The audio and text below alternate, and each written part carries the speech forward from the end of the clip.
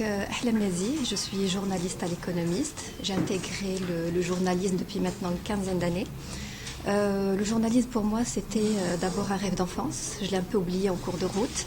Mais après avoir eu mon diplôme en sciences économiques de l'université Hassan II, un diplôme d'études approfondies en relations économiques internationales, j'ai candidaté pour une annonce de l'Économiste.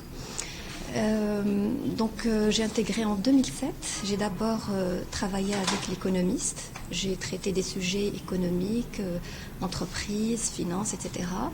Et ensuite, on m'a très vite demandé d'intégrer l'équipe qui a lancé le magazine de l'Économiste.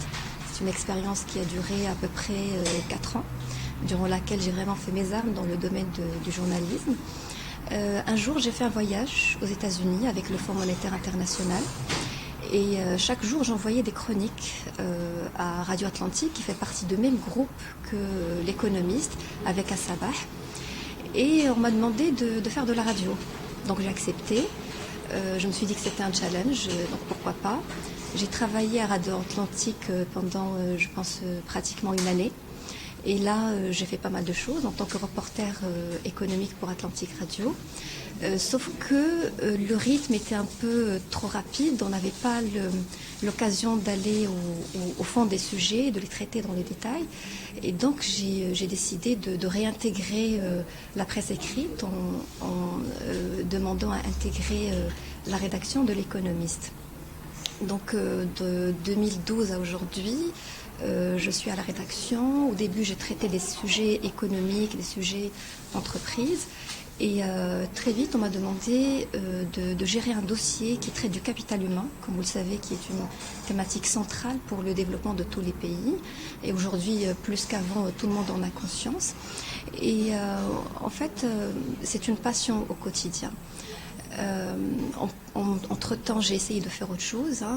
De 2007 à 2019, j'ai essayé de faire de l'enseignement. J'ai intégré un cours à l'université de Jdida. J'ai donné un cours de journalisme à des étudiants de master à Jdida.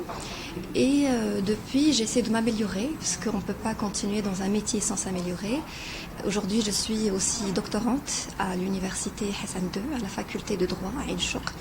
Et je traite d'une thèse sur tout ce qui est structuration de la recherche dans les universités.